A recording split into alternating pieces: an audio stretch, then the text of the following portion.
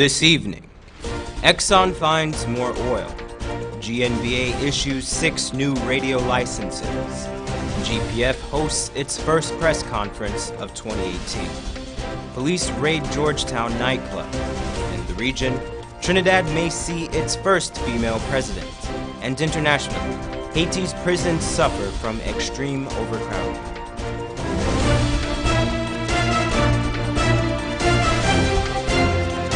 From Safe TV headquarters in South Rival Gardens, this is Safe TV Headline News with George Gonzalez. Today is Friday, January the 5th, 2018, and this edition of Headline News is now being streamed live on our YouTube channel. Thanks for joining us.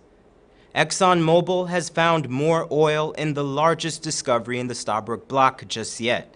Here's Wendell Jeffrey with the details.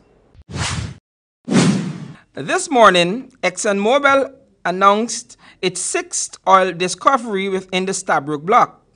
Public and Government Affairs Officer of Exxon, Kimberly Brassington, explained the details of Guyana's largest oil find to date in the Ranger 1 well.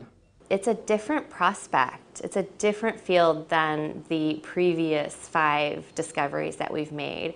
Ranger is 60 miles northwest of where the Liza development is.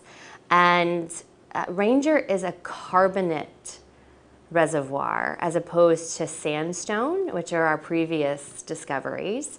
And so the well was drilled in about 9,000 feet of water and then about 21,000 feet into the earth, which is about 4 miles. So ExxonMobil drilled about 4 miles to actually find this reservoir. The well consists of more than 230 feet of high-quality oil. The discovery of this oil and further research done by Exxon has prompted the oil giant to recalculate upwards the Stabroek Block's expected yield. Today, we felt confident to increase our estimate for the Stabroek Block. So that's the 5 finds to date. It doesn't include Ranger, but if you combine Liza, Liza Deep, Payara, Turbo, and Snook, our estimated size of Stabroek Block is 3.2 billion oil equivalent recoverable barrels of oil. And so that's exciting. So that takes us forward into 2018 with an announcement of an increased estimate of the Stabroek Block. And then, with this discovery, we are encouraged to continue in 2018. At the moment, it is too early to determine the exact profitability of this new well. However, Exxon expects to ascertain that amount with the drilling of an appraisal well. For Channel 2 Headline News, I am Wendell Jeffrey. Thanks, Wendell.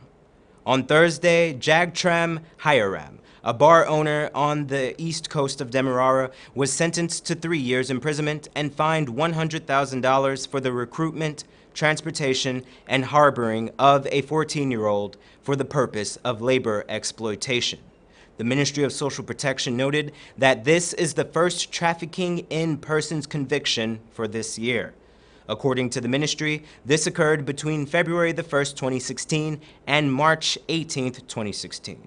In a release, the ministry spoke of this conviction, saying, quote, "This is a testament to the commitment of the Ministry of Social Protection, led by the Honorable Amna Ali, Minister of Social Protection, to purge Guyana from the notoriety associated with being a known source and destination country for which men, women, and children are subjected to sex trafficking and forced labor," end quote.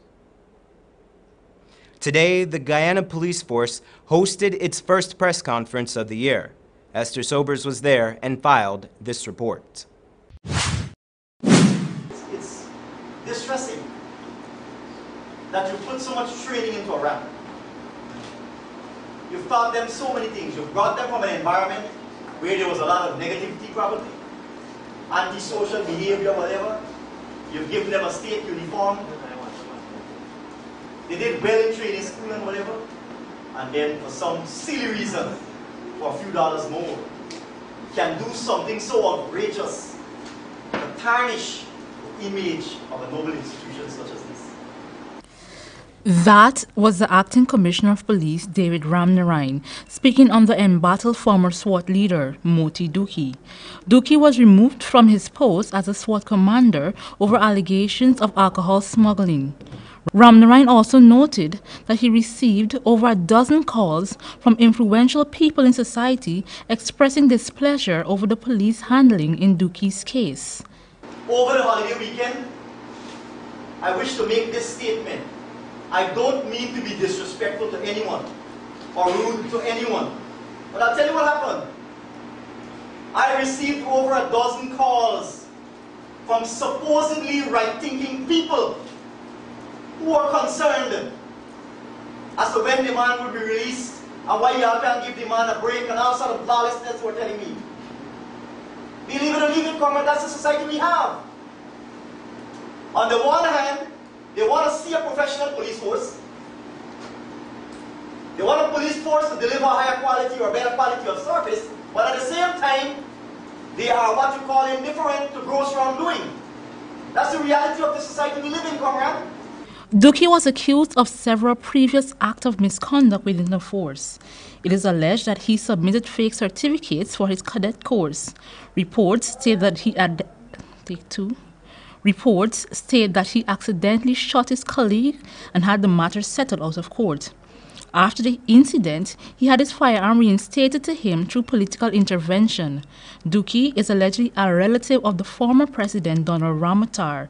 Due to his checkered past, the Minister of Public Security, Kemraj Ramjatan, called for the security officer to be fired.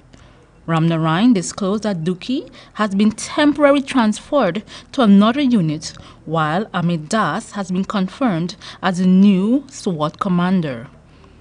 Reporting for Channel 2 Headline News, I'm Esther Sobers. Thanks, Esther.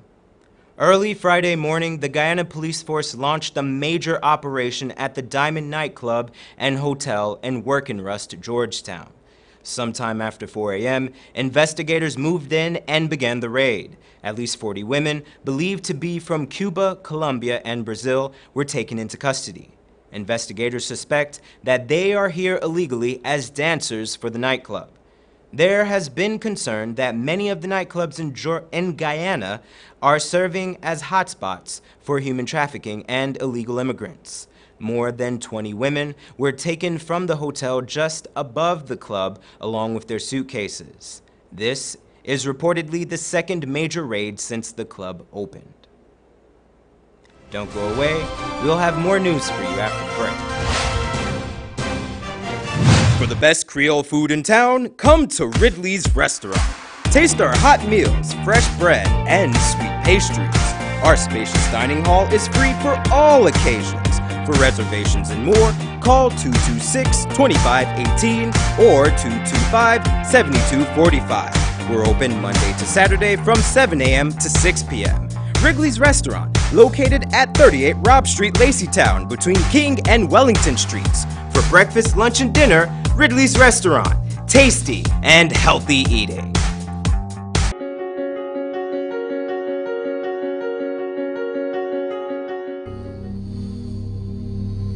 This place is really hot. What's wrong with your AC?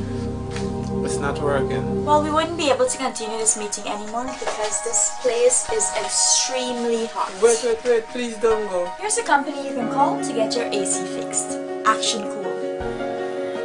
Honey, what's dinner? I had a hard day. I'm sorry you had a hard day, but guess what, babes? I didn't cook today because the stove is not working. Having trouble at home or at the office? Then call the professionals at Action Cool. Our fully trained technical team have the skills and experience in repairs of all air-conditioned units, refrigerators, gas stoves, washing machines, and a whole lot more. For further information, visit us at 86 Hill and Princess Street, Mandela Avenue, Georgetown, or call us on telephone number 225-7867.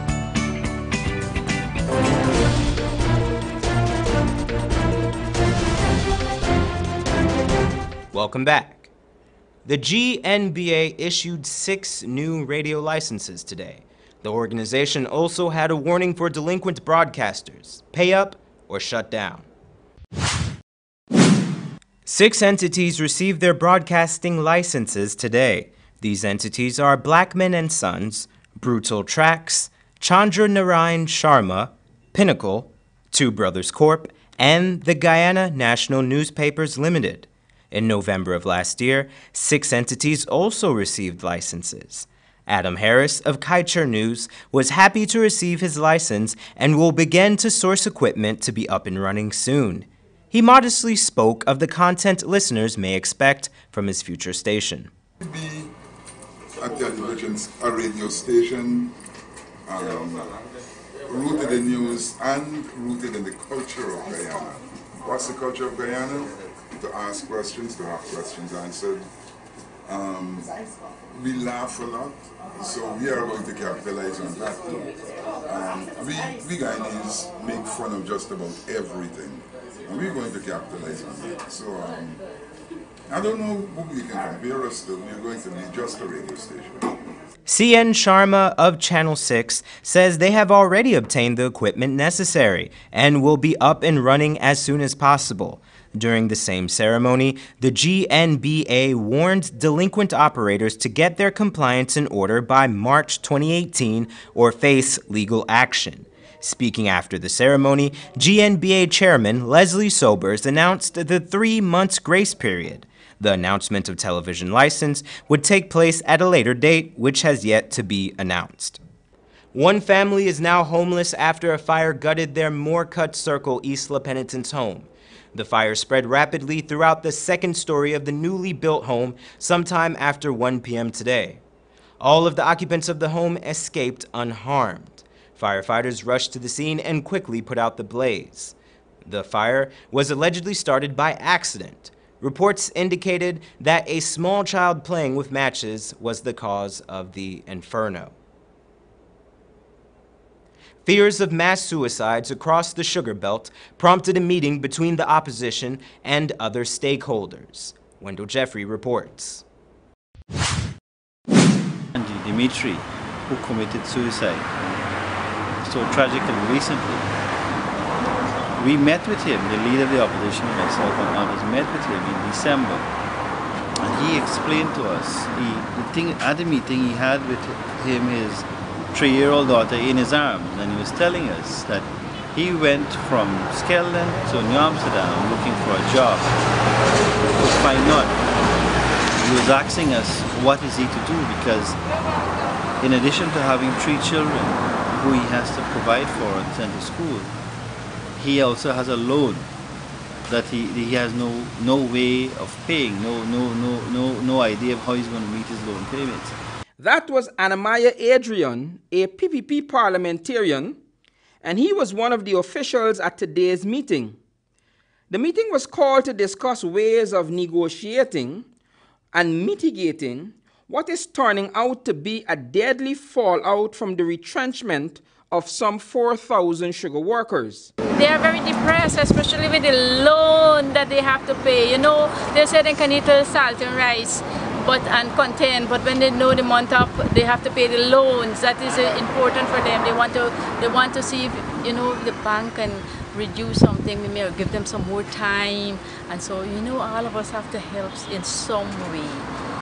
The meeting was held today at the office of the leader of the opposition on Church Street, and was attended mainly by religious leaders, sugar union representatives, and the PPPC officials.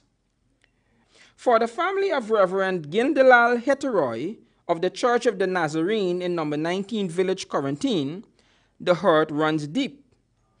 All of his sons work for the sugar industry.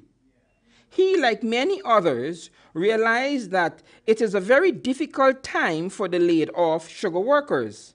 All of my sons work here at the estate. Right now, 2 of them got their letters. One a field supervisor, just married recently, have 2 little kids, built his own new house, millions, probably owe the bank. You know, we need to work and see that these folks here, not only him, but other sugar workers who are also going through these difficult moments. Like we have said from the meeting that they're paying the loan is a headache by themselves, and that will drive you crazy. You know, and you can move on. We need to counsel them. We need to support everyone. He is not the only one who appreciates the magnitude of the situation. Former Deputy Permanent Secretary in the Ministry of Labor, Pastor Michael. We were daunted by the fact that over the holiday weekends, we had 2 suicides, one in Bordeaux and the other one at Wales. It's pretty sad when you hear of these things, and our greatest fear is what may come after. The meeting was fruitful for the attendees as they came to a consensus. There will be 4 staging areas for the collection and distribution of goods and services in Wales, Rose Hall, Kanji, and Enmore. A bank account will be opened for the collection of relief funds. Representations will be made to the bank asking for a reduction or waiving of loan installments. Additionally, religious and civic organizations will be asked to contribute to efforts that things will get better. And I'm not saying this politically. I'm saying that, you know, when you consider all that's happened, if you like my the 2 people did, if you decide to make an end of it, to call it quits, then what happens to your family? We have already started. For the Christmas we gave out some hampers to the less fortunate. We have already started feeding programs. The people are suffering and they need help, and it will, in this situation here as I see it, will cause more crimes, and you know, sometimes it would lead to alcohol and domestic violence. One of the officials at the meeting pointed out that statistically, male Indo-Guyanese are more prone to suicides. She noted that this new reality will only complicate an already volatile situation. She further emphasized the need for immediate interventions, both at the governmental and the civil and religious levels. For Channel 2 Headline News, I am Wendell Jeffrey. Thanks, Wendell. Irish consultant and fraud expert Dr. Sam Sitlington is back in Guyana to continue his work as an advisor and mentor to the Special Organized Crime Unit, or SOCU. The British High Commission in Guyana on Friday, January 5th, 2018, announced that Dr. Sitlington will be formally introduced to the public on January 9th, 2018. Dr. Sitlington's contract was funded by the British High Commission. The advisor returned to the UK sometime last year after working with SOCU for over 14 weeks. The bridge at the intersection of Lesingen and Princess Road is currently undergoing major repairs. Esther Sobers has more. For months, the bridge at the intersection of Lesingen Road and Princess Street was sinking. Worse yet, the recent heavy rains quickened the deterioration of one of Georgetown's most trafficked bridges. According to the Ministry of Public Infrastructure, the collapse was due to a culvert failure. The company contracted to build the bridge, Dalip Enterprise, had previously built the recently refurbished Liliendal Bridge. According to one of the workers on the scene, this bridge will be completed within the next 10 days. As such, Lesingen Road between Norton and Princess Street will be closed until repairs are complete. Motorists and pedestrians are asked to take alternate routes. Reporting for Channel 2 Headline News, I'm Esther Sobers. Thanks, Esther. Still ahead, we have our regional news, our international news, and your 7-day weather forecast. Stay with us.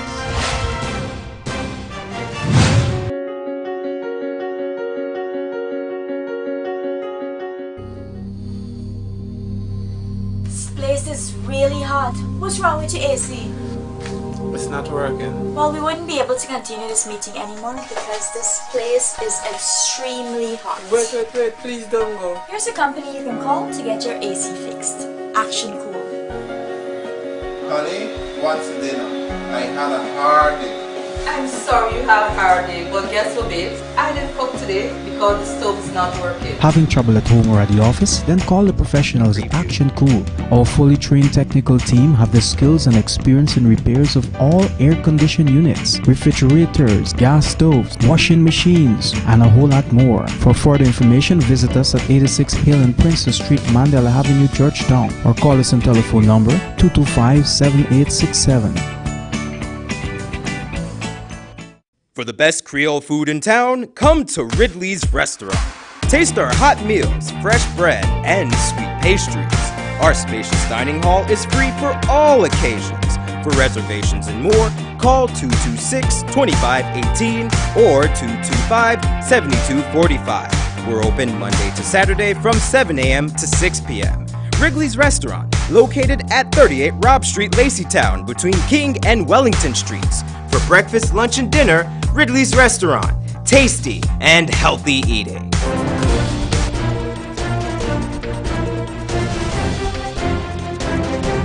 Welcome back. We now take a look at the region. In Trinidad and Tobago, the country may see its first female president, providing the government's nomination for president, jurist Paula Mae Weeks, is selected by the Electoral College on January 19th when they convene. C News reports. Topping the news at this time, the country may see its first female president, providing the government's nomination for president, jurist Paula Mae Weeks, is selected by the Electoral College on January 19th when they convene. Minister in the Office of the Attorney General and Minister of Legal Affairs, Stuart Young, made the announcement at a media conference following a meeting between the government and opposition leader Kamla Persad-Bissessar. Nominee for election to the President of Trinidad and Tobago is Madam Justice Paula Mae Weeks. Madam Justice Paula Mae Weeks, as I'm sure the population would be aware, has had a sterling, stellar career as a jurist in Trinidad and Tobago, rising to the highest level, which is the Court of Appeal in Trinidad and Tobago, where she served for approximately 11 years as a Court of Appeal judge. As for the meeting being held between the Prime Minister and opposition leader and her team, Minister Young said Mrs. Persad-Bissessar and her team had no nominee at this time, nor did they suggest the incumbent president, Anthony Carmona, be re-elected. Minister Young described the discussions as productive and said the deadline for the opposition leader to submit her nominee was Monday 8th at 4 p.m. Productive and a very cooperative meeting that took place between the government and the opposition. The government, for the nomination process, one needs to fill out the nomination form, and you need a minimum of 12 elected members of parliament. During the course of discussions with the opposition, the Prime Minister asked the leader of the opposition about the continuation of the term of the incumbent president, and we solicited views on that. The Prime Minister solicited the opposition's views on that. Justice Paula Mae Weeks has been a Court of Appeal judge for more than a decade. She currently serves at the Court of Appeal in Turks and Caicos. Mrs. Mae Weeks attended Bishop Anstey High School in Port of Spain, then furthered her studies at the University of the West Indies. Following that, she worked at the Office of the Director of Public Prosecutions before becoming a jurist. Minister Stuart Young has indicated that when contacted, Justice Mae Weeks heeded the call to serve her country and was receptive towards her nomination. And internationally, Haiti has some of the most overcrowded prisons in the world. Human rights groups say around 11,000 inmates live in inhumane conditions. Their plight is just one of the many problems being addressed by the new UN mission to the country. Al Jazeera's Teresa Bow reports from the capital, Port-au-Prince. While Nespierre has been trying to find his brother for more than a week. He visited morgues, police stations, and has just been notified that he's being held here at the Port-au-Prince National Penitentiary. The police arrested my brother and he was not part of a gang, and they took him away, and we are looking for him. He was selling water on the street. The accounts of relatives visiting the prison highlight the problems the justice system here is facing. We were just inside the prison and we were not allowed to film. It is overcrowded and people are living in dire conditions. Video obtained by the Associated Press news agency last February shows what life is like inside. Malnourished inmates barely surviving in prison cells. Overcrowding is one of the highest in the world at more than 350%. Of over 11,000 prisoners, 8,000 are detainees awaiting trial. United Nations peacekeeping troops left Haiti 2 months ago. The UN mission is now fully focused on improving the justice system. We met the UN representative in Port-au-Prince, who says the task ahead is an enormous challenge. But we have started trying already to work in local tribunals of premier instance and help them with the people who've been in prolonged pretrial detention for the longest period of time to actually appear before a judge. And it's not just what's happening in the prisons, but also the conduct of security forces. A police operation last month in the Grand Ravine area of Port-au-Prince left at least 9 people dead, some inside a school. The victims included a professor and an armed security guard, among others. Human rights groups fear an increase in abuses. And they need to confront impunity. They need to hold people to account, even high-level, high-ranking people, so that there isn't an abuse of the law. Overcrowded prisons, allegations of police abuse, as well as massive corruption are some of the biggest challenges for the next few years. The question is whether Haiti's government leaders and the new UN mission can succeed in reforming a system that urgently needs to change. Teresa Wu, Al Jazeera, Port-au-Prince, Haiti. And now for your 7-day weather forecast.